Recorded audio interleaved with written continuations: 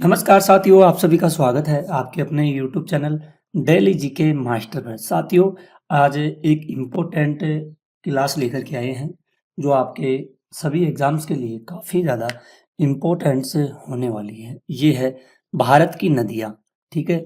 और भारत की नदियों से इस टॉपिक से रिलेटेड जितने भी क्वेश्चन होंगे, सभी को अपन कवर करेंगे। साथियों, आप लोग ध्यान से क्लास को देखिए और वीडियो के एंड तक बने रहना। चैनल को आते ही सब्सक्राइबर कर लेना और बेल आइकन को ऑन कर लेना, ताकि वीडियो डलते ही आपके पास नोटिफिकेशन आ सके। और साथियों, टेलीग्राम का लिंक आपको डिस्क्रिप्शन में मिल जाएगा, ज्वाइन कर लीजिएगा, आपको पीडीएफ फाइल प्लस वीडियो मिल जाएगी। और आपकी एग्ज़ाम लगती है जैसे आरआरबी, रेलवे की एग्ज़ामें लगेगी ग्रुप डी की, तो उनमें यहाँ से इस टॉपिक से क्वेश्चन पूछे जाएंगे।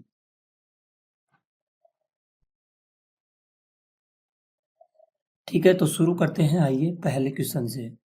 पहला क्वेश्चन है जो काफ़ी इम्पोर्टेंट है। आइए शुरू करते हैं। सिंधु नदी का उद्गम कहाँ से होता है? तो साथियों, जो सिंधु नदी है इसका उद्गम कहाँ से होता है? इसका उद्गम होता है साथियों मानसरोवर तिब्बत से। कहाँ से? मानसरोवर तिब्बत के लास पर्वत। कौन सा पर्वत है? ये है लास पर्वत।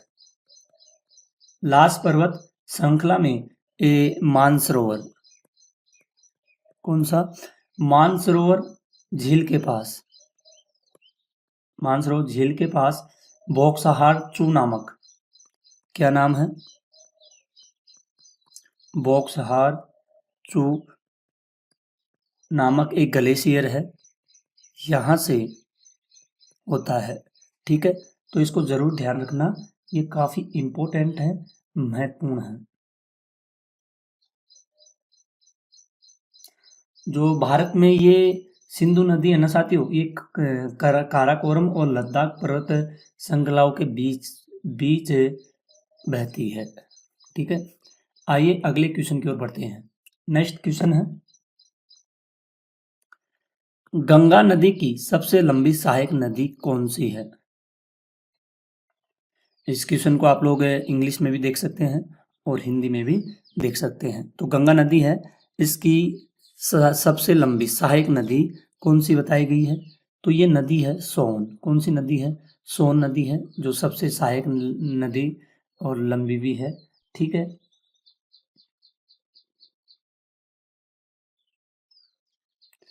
सॉरी साथियों, इसमें ये गलत हो गया, सोन नहीं है। गंगा नदी की सबसे लंबी सहायक नदी सॉरी यमुना है। कौन सी है? यमुना है। ये उत्तराखंड के यमुनोत्री ग्लेशियर से, कहाँ से? उत्तराखंड में जो यमुनोत्री है, यमुनोत्री ग्लेशियर है, यहाँ से निकलती है। और प्रयागराज, कहाँ पे? प्रयागराज, यानी कि ये प्रयागराज इलाहाबाद में गंगा नदी में मिलती है। ठीक है, जरूर ध्यान में रखना, इसका बी राइट आंसर हो जाएगा। नेक्स्ट क्वेश्चन है, ब्रह्मपुत्र नदी भारत में कहां से प्रवेश करती है? साथियों, ब्रह्मपुत्र नदी है, ये भारत में प्रवेश करती है।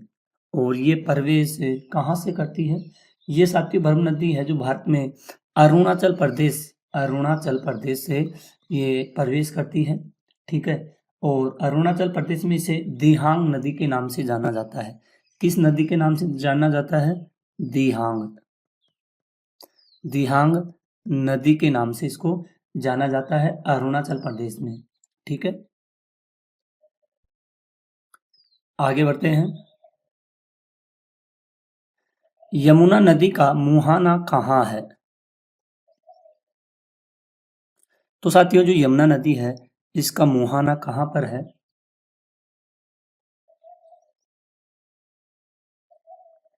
यमुना नदी, इसका मुहाना होता है साथियों प्रयागराज में होता है। कहाँ पर होता है? इसमें लिखा हुआ नहीं है वैसे, लेकिन इसका देखा जाए ना साथियों, तो ये प्रयागराज में गंगा नदी में है। इसका मुहाना किसका? यमुना का।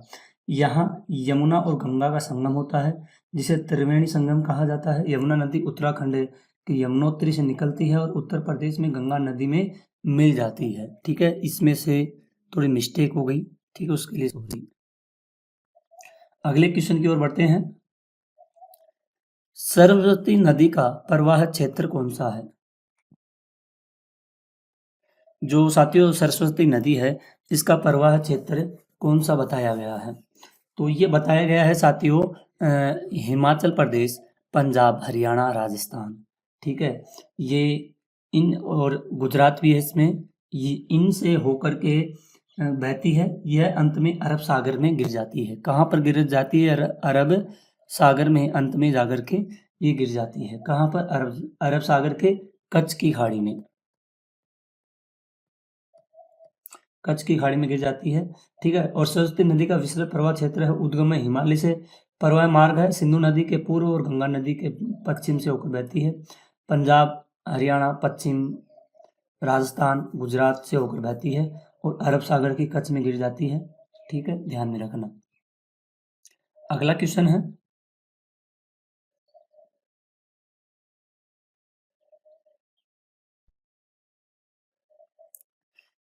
व्यास नदी का उपनाम क्या है? तो साथियों जो व्यास नदी है, इसका उपनाम क्या बताया गया है? ठीक है, तो इसका उपनाम है विपाशा। क्या नाम है? विपाशा इसका नाम है। किसका? ये है साथियों व्यास नदी का उपनाम है। ठीक है, इसको आप लोग ध्यान में रखिएगा, काफी इम्पोर्टेंट। व्यास नदी का एक प्राचीन नाम ऋग्वेद में विपाशा के रूप में उल्लेखित किया गया है और यह नाम संस्कृत भाषा में है और इसका अर्थ है वह जो दूर तक बहती है।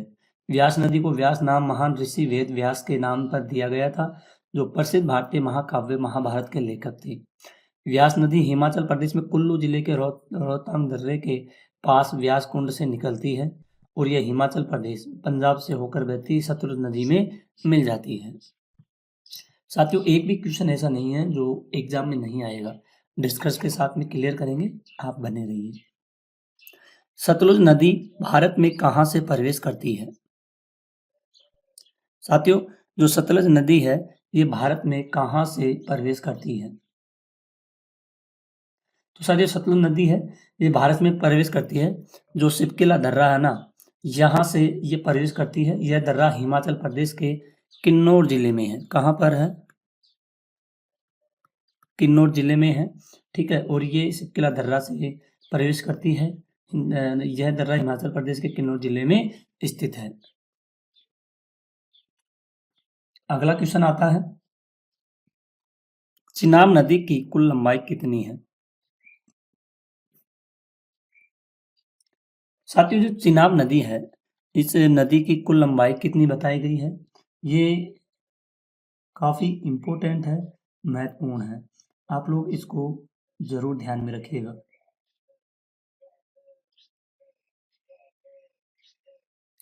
तो साथियों इसकी लंबाई होती है,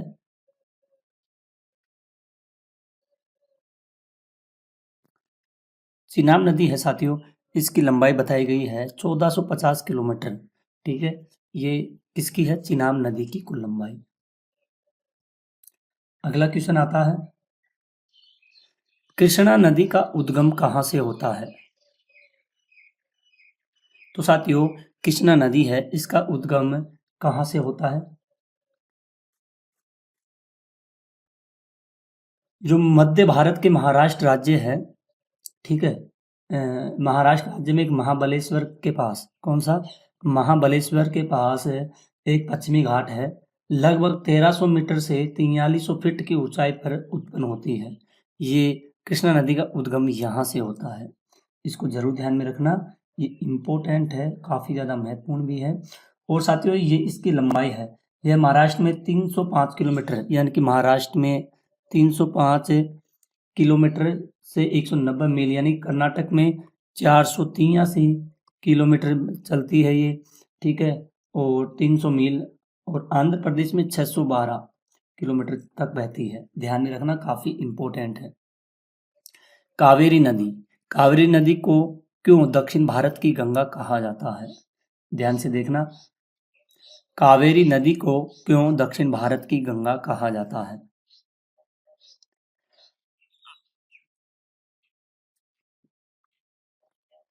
इसकी लंबाई के कारण, किसके कारण? इसकी लंबाई के कारण, और साथियों लंबाई भी है, और ये दक्षिण भारत में गंगा नदी के समान ही पवित्र और महत्वपूर्ण भी मानी जाती है। स्थानीय लोग इसे कावेरी अम्मा के रूप में पूजते हैं, और इस नदी के किनारे कई धार्मिक स्थल भी है। ठीक है, ध्यान में रखना, इंपॉर्टेंट है ये भी। गोदावरी नदी की कुल लंबाई कितनी है? तो साथियों जो गोदावरी नदी है इसकी कुल लंबाई कितनी बताई गई है? ये है 1465 किलोमीटर। किसकी लंबाई है ये? गोदावरी। अगला क्वेश्चन है, महानदी पर भारत का सबसे लंबा बांध कौन सा है? साथियों महानदी है, इस पर भारत का सबसे लंबा बांध है, और ये सबसे लंबा बांध कौन सा है? भाखड़ा नांगल है। कौन सा है? भाखड़ा नांगल है।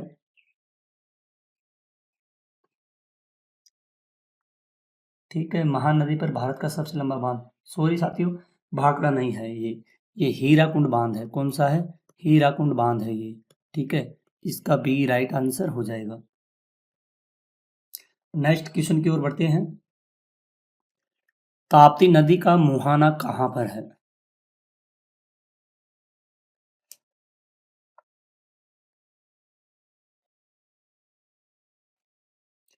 तो साथियों जो ताप्ती नदी है इसका मुहाना कहां से बताया गया है? ये है खंबात की खाड़ी। ठीक है, अगला क्वेश्चन है, नर्मदा नदी की सबसे लंबी सहायक नदी कौन सी है? तो नर्मदा नदी की होगी यमुना नदी होगी। ठीक है, इसको ध्यान में रखना, बी राइट आंसर हो जाएगा। अगला क्वेश्चन, सोन नदी का मुहाना कहाँ से है? तो इसका मुहाना होगा यमुना नदी से होगा सोन नदी का मुहाना। तुंगभद्रा नदी है, इसके किनारे कौन सा शहर है? तो इसके किनारे दिल्ली होगा। कौन सी? दिल्ली। कोसी नदी को क्या कहा जाता है? कोसी नदी को दक्षिण की गंगा कहा जाता है। और बेतवा नदी का उद्गम कहाँ से होता है? इसका उद्गम होगा शेषनाग झील है, यहां से इसका उद्गम होता है बेतवा नदी का।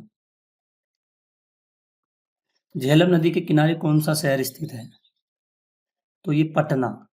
झेलम नदी के किनारे शहर कौन सा है? पटना है, यानी कि बिहार। बनास नदी का मुहाना कहाँ से होता है? तो यमुना नदी से होता है बनास नदी का मुहाना। अगला क्वेश्चन है, माही नदी है, इसकी कुल लंबाई कितनी है? तो माही नदी है 585 किलोमीटर है माही नदी की कुल लंबाई। साथियों अगर साथियों आपको अपने सर की थोड़ी सी भी मेहनत या क्वेश्चन क्वालिटी में थोड़ी सी भी पसंद आई है तो प्लीज़ साथियों आप लोग से निवेदन करता हूँ मैं, चैनल को आप लोग सब्सक्राइब करते चलिए और वीडियो को शेयर जरूर कर देना। चंबल नदी है, इसकी एक सहायक नदी है, तो वो सहायक नदी कौन सी है? झेलम है। कौन सी है? झेलम है। लूणी नदी का उपनाम क्या है? उपनाम होगा मरुस्थल की गंगा। क्या होगा? मरुस्थल की गंगा होगा लूनी नदी का उपनाम। सरयू नदी के किनारे कौन सा शहर स्थित है? सरयू नदी के किनारे कौन सा शहर स्थित है? तो ग्वालियर हो जाएगा साथियों। कौन सा? ग्वालियर। रावी नदी का उद्गम कहाँ से होता है साथियों? ये कांगड़ा, कांगड़ा जिला है। ठीक है, यहाँ से रावी नदी का उद्गम स्थान है और यहाँ से ही निकलती है। तो साथियों आज के आपके टॉप 25 क्वेश्चन थे, इन क्वेश्चनों को अपन ने डिस्कस किए हैं। अगर आप लोग भी वीडियो के लास्ट तक बने रहे होंगे तो आपको भी सारा कंटेंट समझ में आ गया होगा। साथियों हम डेली ऐसे ही क्लासें लेकर के आएंगे, बट आप लोग चैनल को सब्सक्राइबर करें, लाइक शेयर करें, और हमको भी इससे मोटिवेशन मिलता है। अगर आप लोग सपोर्ट करोगे तो हम डेली ही क्लासें लेकर के आते रहेंगे। तो साथियों आज के लिए इतना ही, मिलते हैं अगली क्लास में, तब तक के लिए धन्यवाद। जय हिंद, जय भारत।